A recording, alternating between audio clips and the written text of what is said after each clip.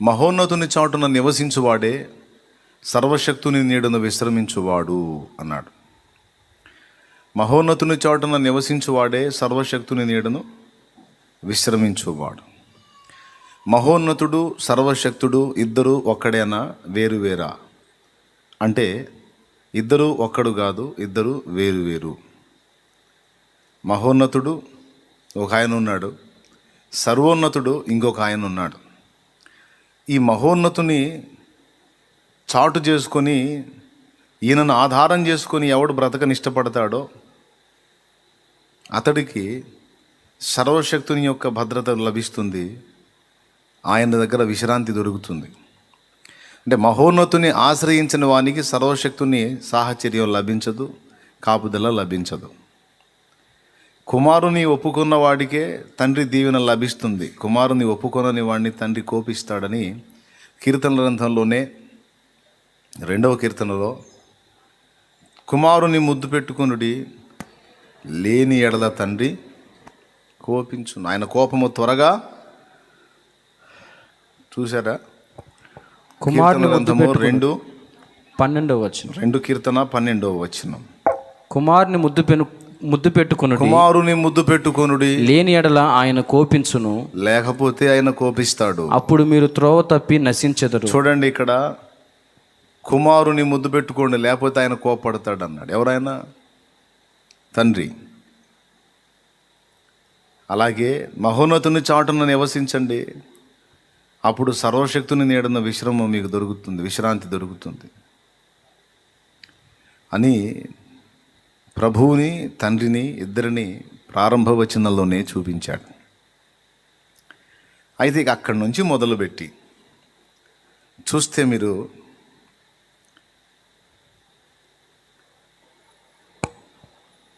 3వ వచనం నుంచి వేటకాని ఉరిలో నుండి ఆయన నిన్ను విడిపించును, నాశనకరమైన తెగులు రాకుండా నిన్ను రక్షించును. ఇక వేటకాని ఊరిలో నుండి ఆయన నిన్ను విడిపిస్తాడు, నాశనకరమైన తెగులు రాకుండా ఆయన నిన్ను రక్షిస్తాడు. ఈ తెగులు ఒక్కదాంతో ఆగలేదు, కింద వరుసగా తెగులు గురించి రోగాన్ని గురించి మళ్ళా చెప్పాడు. చూడండి, ఇప్పుడు తెగులు రాకుండా ఆయన నిన్ను రక్షిస్తాడని ఒక మాట చెప్పినప్పుడు ఇంకా మళ్ళీ తెగుళ్ళ ప్రస్తావన అవసరంలా.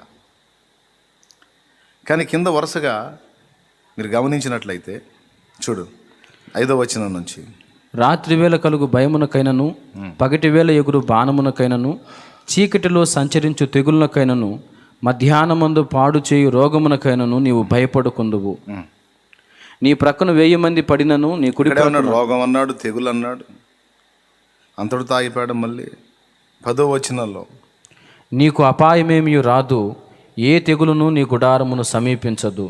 ఇట్లా రోగము తెగులు వాటి సమయాలు, అవి పాడు చేసే విధానాలు, వీటన్నిటి గురించి మళ్ళా హెచ్చరించాడు, మళ్ళా పలికించాడు. ఎందుకు ఇట్లా చేశాడు దేవుడు? వేటగాడేవాడు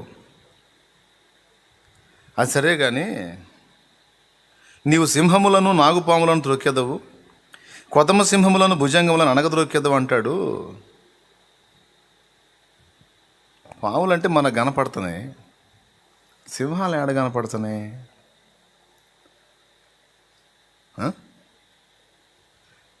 కొదమ సింహాలు ఏడ కనపడుతున్నాయి? అసలు కొదమ సింహాలను తొక్కటం ఏంది? భుజంగములను తొక్కటం ఏంది? నాగుపాములను అణగద్రొక్కటం ఏంది? ఇక్కడ కానీ కొంచెం మీరు ఆలోచన చేస్తే 13వ వచనం అసలు రహస్యం బయటపడింది. ఇక్కడ చెప్పినటువంటి వచనాలు నిజంగా మన భౌతిక జీవితానికి చెందినవా, ఆత్మీయ జీవితానికి చెందినవా? ఇది భౌతిక యుద్ధానికి చెందిన సంగత, ఆధ్యాత్మిక సంగ్రామం అంటే యుద్ధం, ఆధ్యాత్మిక యుద్ధానికి చెందినటువంటి సంగతుల? మరి అట్లయితే అపాయము కలుగదు, ఏ తెగులు నీ గుడారం సమీపించదన్నాడు కదా. విశ్వాసులు కానీ అన్యులు కానీ రోగము రాని ఇల్లుందా? అబద్ధాలు ఆడకుండా యథార్థం చెప్పండి. రోగం రాని ఇల్లుందా? బలహీనత ఎరగని మనిషి ఉన్నాడా? తొందరగా చెప్పాలి, విశ్వాసులైనా అవిశ్వాసులైనా. మరి వాగ్దాన సంగతి ఏంది?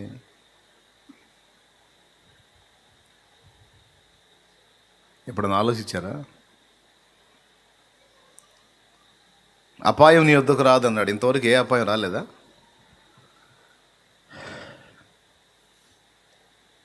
ఒక్కసారి కూడా అపాయం రాలేదా? అపాయం వచ్చింది, కాపాడబడ్డాం. అపాయం వస్తే కాపాడుతాననేది వేరు. అసలు అపాయమే రాదన్నాడు. అపాయము నీ వద్దకు రాదు, ఏ తెగులు నీ గుడారం సమీపించదు అని చెప్పాడు. భుజంగాలను అణగదొరుకుతావు, సింహాలను అణగదొరుకుతావు, కొదమ సింహాలను దొక్కేస్తావు, నాగుపాములను అన్ని తొక్కటమే. పాము కనపడితే పరారైపోతాం. అంత పాము దాకనా బల్లిని దొక్కేవాళ్ళు ఉన్నారు. బల్లిని ఎప్పుడన్నా మనం ఊడ్చేటప్పుడు చీపురు తగిలి బల్లి తోక ఊడి బల్లి బతికి అది పరారైతే తోక గిలగిలా కొట్టుకుంటుంది. ఆ తోకను చూస్తేనే దడ కొంతమందికి. మళ్ళీ అదేమి బల్లి కాదు, బల్లి తోక ఊడిపోద్ది. ఊడిన బల్లి తోక చూస్తేనే గిలగిల దన్నుకుని గందరగోళం అయిపోతాం. అరే ఊడిన బల్లి తోకని చూసే గందరగోళం అయ్యే మనం తాసుపాముల్ని, నాగుపాములు అంటే త్రాచుపాములు, వాటిని తొక్కటం ఏంటి అసలు?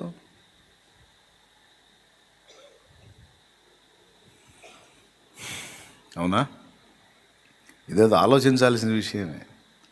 సరే కానీ నీ పాదములకు రాయి అయినా తగలకుండా ఆయన నిన్ను గూర్చి దూతలకు ఆజ్ఞాపిస్తాడు, వాళ్ళ చేతులతో ఎత్తి పట్టుకుంటారనుంది.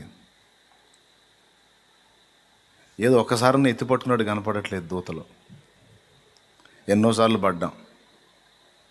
పడలేదా? బండి మీద పోతా పడ్డాం, నడుస్తా పడ్డాం, కాలు జారి పడ్డాం, ఎన్నోసార్లు పడ్డాం. పడ్డోళ్ళు చేతులు ఎత్తండి, నేను కూడా పడ్డానని. బాత్రూంలో పడ్డాం, బండలు దుడుస్తా పడ్డాం. ఏమండి జారి పడలేదా? ఎటు పోయారు దూతలు? చాయ్ తాగటానికి పోయారా?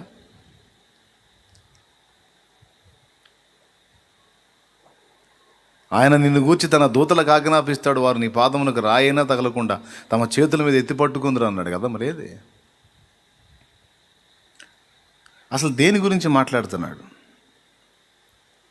ఇదేదో ఒకటి భూమి మీద జీవితానికి సంబంధించిన విషయం అయితే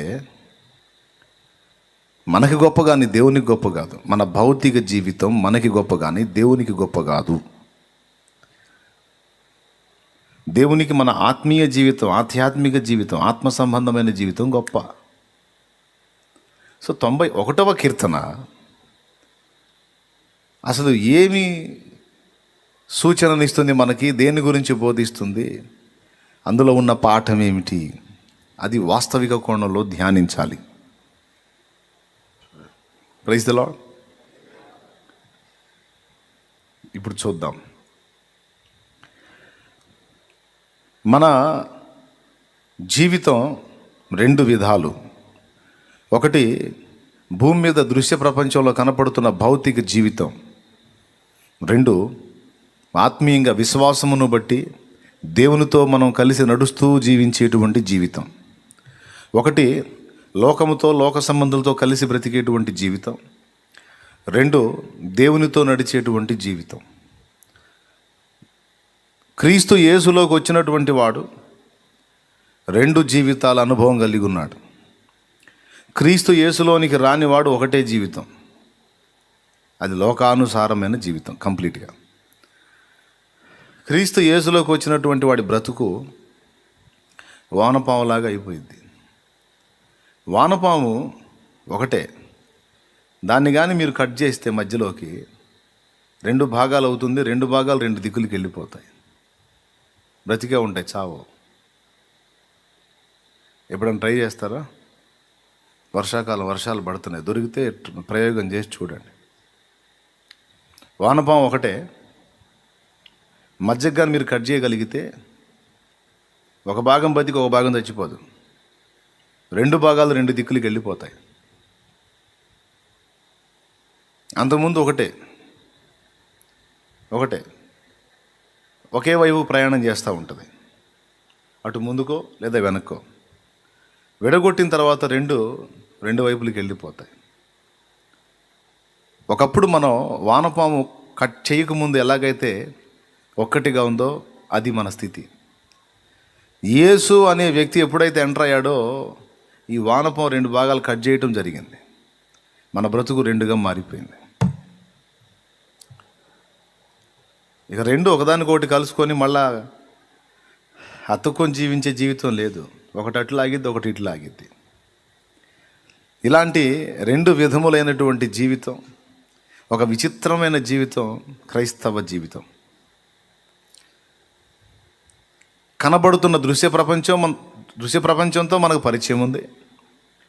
కనబడకుండా ఉన్న అదృశ్య ప్రపంచాన్ని కూడా నిదానించి చూసి ప్రయాణించేటువంటి కృప కూడా మనకు లభించింది.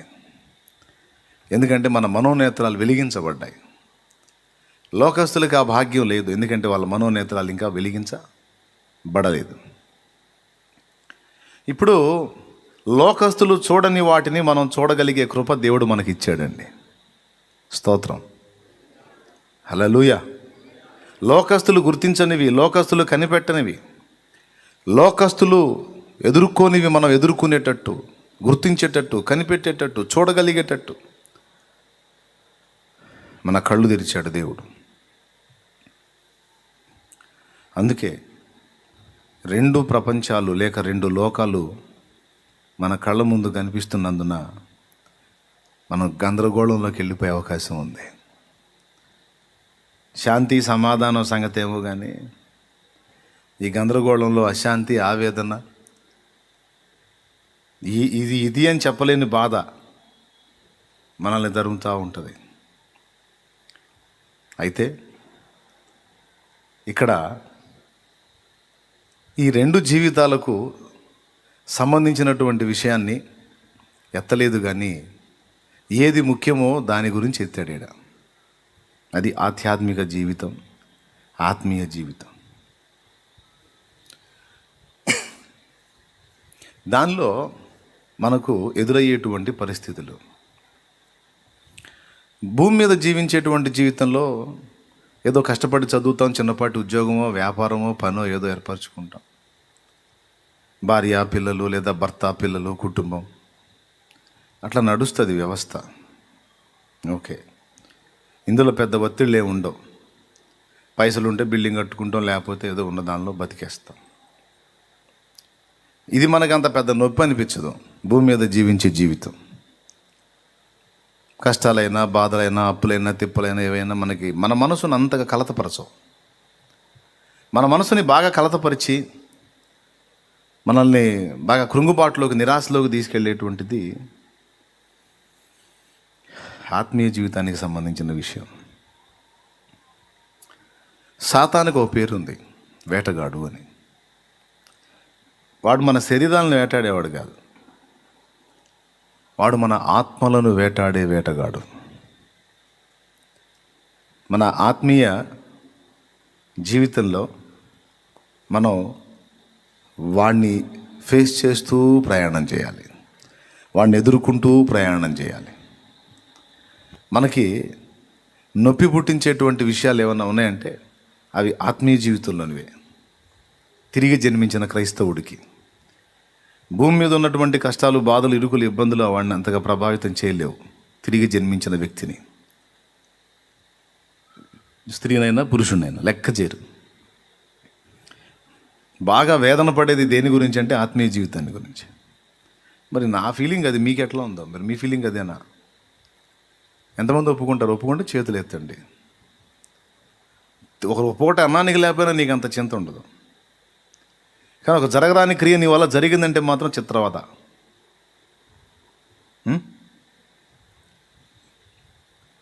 ఇలాగా మన జీవితంలో ఎంతవరకు భూమి మీద ఉంటాం అంతవరకు, ఈ శరీరంలో ఎంతకాలం జీవిస్తాం అంతవరకు ఈ పోరాటం నిరంతరాయంగా సాగుతూనే ఉంటుంది. వాడి గురించి వేటగాడు అన్నాడు.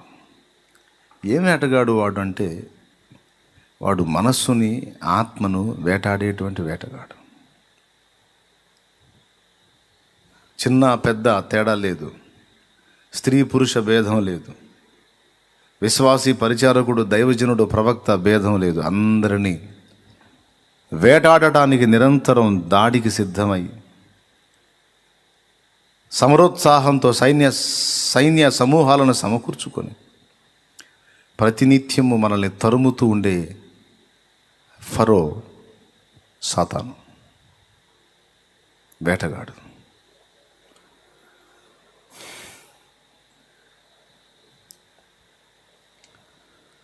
మనకి తెగుళ్ళు ఉన్నాయి, రకరకాల తెగుళ్ళు.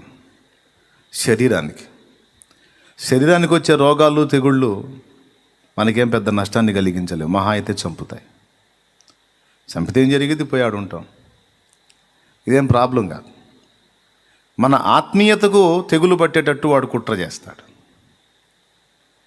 వాడి వేటలో భాగం మన భక్తికి, ఆత్మీయతకు, పరిశుద్ధతకు, నీతిమత్వానికి, యథార్థతకు, సత్యసంధత్వానికి, విశ్వాసానికి, నిరీక్షణకు తెగులు పట్టేటట్టు చేసే పనోడు వాడు. మళ్ళీ చెప్పేదా, సరిపోయిందా? ఏవేవి మనకి శ్రేయస్కరమైనవో, శ్రేష్టమైనవో వాటన్నిటికీ తెగులు పట్టించగల వాడు. శరీరానికి తెగులు పడితే చెప్తున్నా, మందు ఉంది, తగ్గిద్ది. ఎన్ని రకాల తెగుళ్ళు ఉన్నాయో అన్ని రకాల మెడిసిన్స్ ఉన్నాయి. కరోనా వచ్చింది, కరోనాకు కూడా మందులు ఉన్నాయి. చిన్నగా తిప్పలు పడి వాడుతున్నారు, టీకా ఏదో వేస్తూ ఉన్నారు, ప్రాబ్లం లేదు. ఇంకొక తెగుళ్ళు వస్తే దానికే ఉంటాయి. స్టార్టింగ్లో కొంచెం భయపడ్డ తర్వాత భయం పోతుంది. చిన్నగా దానికి ఏదో విరుగుడు చూస్తారు, అయిపోదు. లోకస్తులే కనిపెడతారు, లేదా దేవుని బిడ్డలు కనిపెడతారు మందులు. కానీ మనలో ఉన్న విశ్వాసానికి తెగులు పడితే, నిరీక్షణకు తెగులు పడితే, పరిశుద్ధ జీవితానికి తెగులు పడితే, నీతికి తెగులు పడితే, మనం చేపట్టిన సత్యానికి తెగులు పడితే,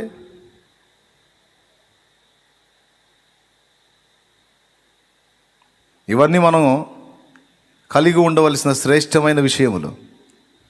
వీటికి తెగులు పట్టడానికి వాడు కుట్ర చేస్తాడు, నిరంతరం పోరాడుతూ ఉంటాడు.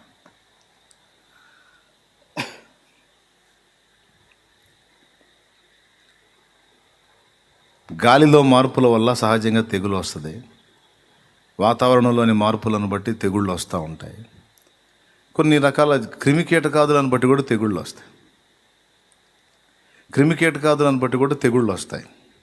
అట్లాగే మనకు ఒక క్రిమి ఉంది, సైతాన్, వాడు పట్టిస్తాడు తెగులు మనకి. అందుకే 4 సార్లు రోగాన్ని గురించి, ఒకసారి 3 సార్లు తెగులు గురించి ప్రస్తావన తీసుకొచ్చాడు. గుడారము అన్నాడు. గుడారము అంటే భౌతిక శరీరము అని మాత్రమే కాదు, ఆధ్యాత్మికముగా మనము దేవుని గుడారము. దేవునికి స్తోత్రం కలుగును గాక. దేవుని మందసం ప్రత్యక్ష గుడారంలో ఉంచబడింది. దేవుని మందసం ఎక్కడ ఉంచబడింది? ప్రత్యక్ష గుడారంలో ఉంచబడింది. మనం దేవాలయం అన్నాడు. ప్రారంభంలో దేవాలయం ఏది? ప్రత్యక్ష గుడారమే. ఇప్పుడు అభినవ దేవాలయం మన గుడారం. అంటే మన దేహము, ప్రాణము, అందులో నివసించే ఆత్మ. దేవునికి మహిమ. ఇక్కడ వాగ్దానాలు ఇచ్చాడు. అపాయము నీకు కలుగదు, ఏ తెగులు నీ గుడారం సమీపించదు. వేటగాని ఉరిలో నుండి నేను ఆయన తప్పిస్తాడు. మధ్యాహ్నం పాడు చేసే రోగం, చీకట్లో సంచరించు తెగులు, పగటి వేళ ఎగురు బాణం,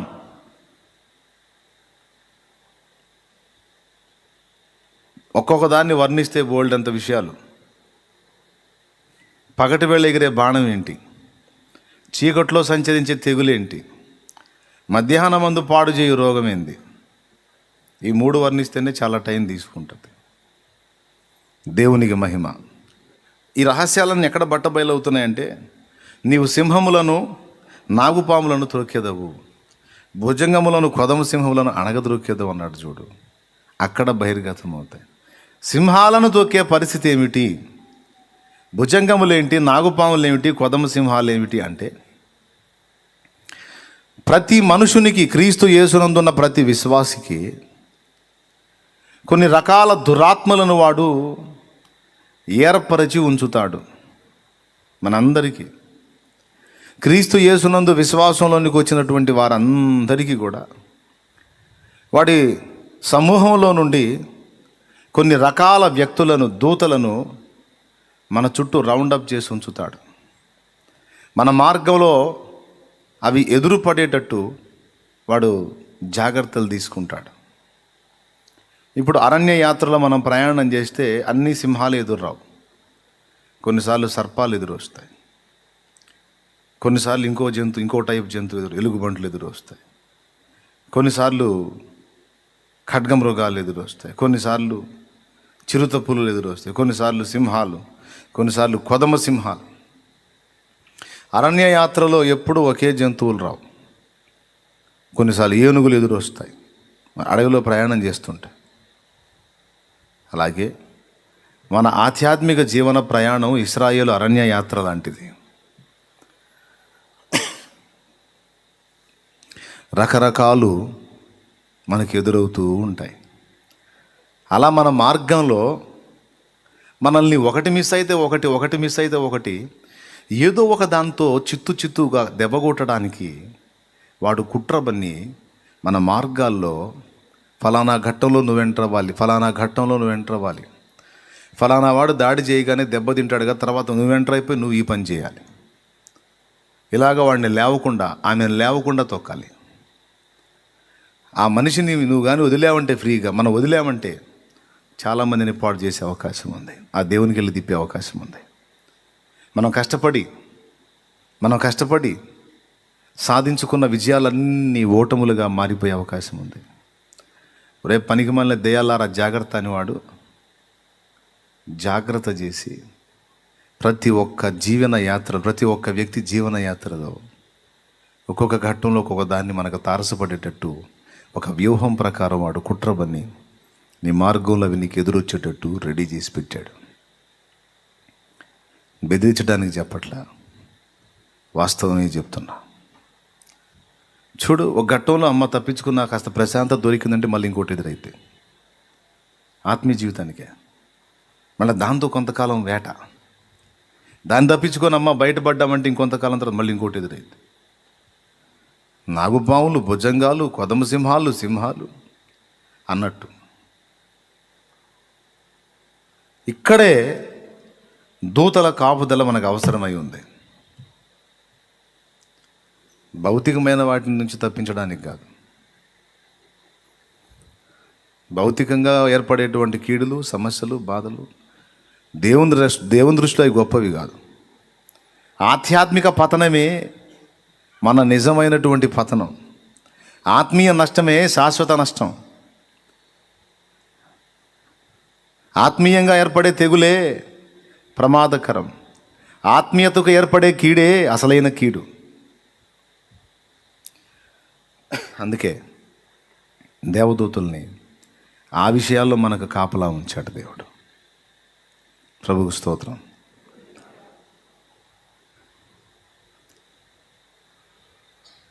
అయితే ఆ కీర్తన మొత్తం మీరు ధ్యానించండి. అన్నీ ధ్యానించిన తర్వాత మొట్టమొదటి వచనం దగ్గరికి మళ్ళారండి. కింద చెప్పినటువంటి ఈ ఈ ఏవేవైతే వాడి వేట లేకపోతే వాడి పోరాటం, వాడి యుద్ధం ఉందో, ఎన్ని రకాలుగా వాడు దాడి చేస్తాడో, ఎన్ని రకాలుగా కుట్ర బన్నుతాడో, ఎన్ని రకాలుగా ఉచ్చులు బన్ని, ఉరులు బన్ని, వలలు బన్ని మనల్ని దెబ్బ కొట్టడానికి ప్రయత్నిస్తాడో, మనల్ని పాడు చేయడానికి ఎన్ని రకాల దూతల్ని వాడు వాడతాడో, ఈ విషయాలన్నీ టూకీగా చెప్పేశాడు అక్కడ. అన్నిటికీ ఒకే దూత పనిచేయడు. దేనోడు దానికి ఉంటారు దేవదూతలు. మనలో ఒక్కొక్క తత్వాన్ని రెచ్చగొట్టడానికి ఒక్కొక్క ఆత్మని వాడు ఉపయోగిస్తాడు, ఒక దేవదూతని. మళ్ళా దేవదూతలందరూ ఒకే స్టేజ్ కలిగిన వాళ్ళు కాదు, అందులో కేటగిరీస్ ఉన్నాయి. ప్రధానులు ఉన్నారు, అధికారులు ఉన్నారు, లోకనాథులు ఉన్నారు, ఆకాశ మండలంలో ఉండే దురాత్మలు ఉన్నారు.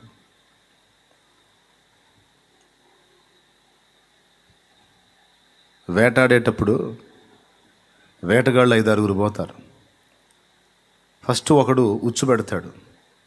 ఆ ఉచ్చులోకి ఒక జంతువు చిక్కిందనుకో, వెంటనే మిగిలినటువంటి 5 ఒకడు పట్టుకుంటే మిగిలిన 5 వచ్చి మొత్తం 6 కలిసి దాని మీద దాడి చేసి దాన్ని లేవకుండా తొక్కి పడతారు. ఇది ఎలాగో అపవాది పన్నే ఉచ్చులు, ఆ ఉచ్చుల్లో చిక్కుపడితే ఇక లేవకుండా తొక్కటానికి, ముక్కుమ్మడి దాడి చేయటానికి అందులో శక్తులు మార్పు. మళ్ళా ఒక దయ్యం శక్తి వేరు, ఇంకో దయ్యం శక్తి వేరు. దయ్యాలకు అన్నిటికీ ఒకే శక్తి ఉండదు, అందులో మళ్ళీ పర్సంటేజ్ ఉంది, మార్పు ఉంది. దేవదూతలందరికీ ఒకే రూపం లేదు, దేవదూతలందరికీ ఒకే స్థాయి లేదు, దేవదూతలందరికీ ఒకే అంతస్తు లేదు. కెరూబులు, శరాపులు, దూతలు, మహాదూతలు, ప్రధాన దూతలు, అధికార దూతలు, సమాచార దూతలు, అందరికీ ఒకటే పని కాదు, అందరికీ ఒకటే కేటగిరీ కాదు, వేరు వేరు వేరు వేరు. అలాగే దయ్యం అంటే సైతానుగాడు కూడా అన్నిటికీ ఒకే దయ్యాన్ని వాడడు, ఒక్కొక్క ఘట్టంలో ఒక్కొక్క దాని లైన్లో దించుతాడు. మనందరి వీక్ పాయింట్స్, మనందరి లోపాలు, మనందరి బలహీనతలు, మనందరి ఐడియాలజీ మొత్తం వాడి దగ్గర లిస్ట్ ఉంది. నీకు మర్మమైనది ఏది లేదని దేవుడే చెప్పాడు వాడికి, వాడి గురించి మొత్తం లిస్ట్ ఉంది వాడి దగ్గర. దాన్ని వినియోగించి ప్రతి ఒక్కడి ఆత్మీయ జీవితంలో వాడు పోరాటం చేస్తూనే ఉంటాడు. ఏ ఏ ఘట్టంలో ఎవరెవరు ఎంటర్ అవ్వాలో, ఎలా ఎవరెవరు వేటాడాలో నిన్ను మొత్తం నియమించబడింది. అందుకే ఈ బాధలన్నిటి నుంచి తప్పించుకొని ఈ యాత్ర సుగమమై గమ్యస్థానానికి నువ్వు నేను మనం చేరాలి అంటే ఒకే ఒక్క పరిష్కారం చెప్పాడు. మహోన్నతుని చాటున నివసించటం నేర్చుకో అన్నాడు. దేవునికి స్తోత్రం. ఇక వేరే మార్గమే లేదు. శత్రువు బలవంతుడు, వాడు నీకు పెట్టిన ఉరులు ఉచ్చులు, నీ మార్గంలో వాడు సిద్ధపరిచిన క్రూర జంతువులు గొప్పవి. వాటిని అణగదొక్కే శక్తివంతుడవు నీవు కావాలి అంటే నీవు మొట్టమొదట మహోన్నతుని చాటున నివసించటం నేర్చుకోవాలి అన్నాడు. మహోన్నతుడు అంటే యేసు. ఎవరి చాటున? యేసు చాటున బ్రతకటం, యేసును చాటు చేసుకోవటం. నాకు అర్థం కాదు, చాటున దాక్కునే పరిస్థితి ఎప్పుడు వచ్చింది? చాటున దాక్కునే పరిస్థితి ఎప్పుడు వచ్చింది ఒక వ్యక్తికి?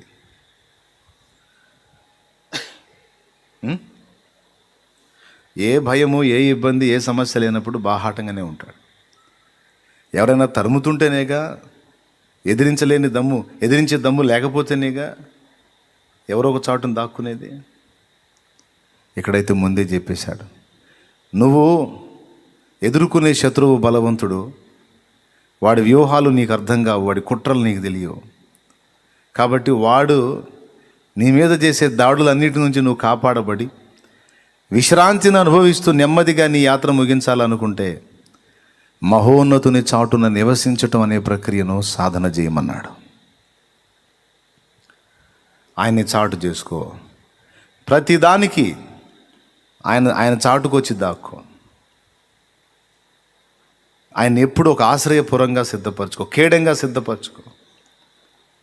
శత్రువుని కొట్టు, వాడు నీ మీదకి వచ్చినప్పుడు పరిగెత్తుకుంటా పోయి నీకు కేడమై ఉన్న క్రీస్తు చాటుకి వెళ్ళిపోమన్నాడు.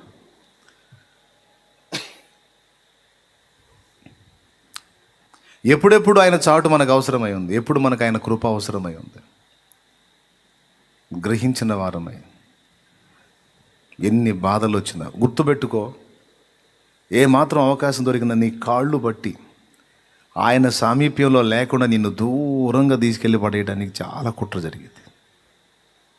సావనైనా చావు, సావటానికైనా ఇష్టపడు, అయితే ఏసయ్య ఒళ్ళో, ఏసయ్య సాటున నేను ఎంత కింద పడని, ఎంత గందరగోళం కానీ, ఎంత తొట్టుపడని, ఎంత త్రోవ తప్పని, ఎంత తలక్రిందులు అవని, ఏసయ్య కొట్టినా, తిట్టినా, చంపినా, ముంచినా, తేల్చినా నువ్వే, ఏమన్నా చేయి నువ్వే, కానీ శత్రువుకు నన్ను అప్పగించొద్దు, నన్ను నీ చాటు నుండి తోలివేయొద్దు అని దేవుని పాదాలు పట్టుకో.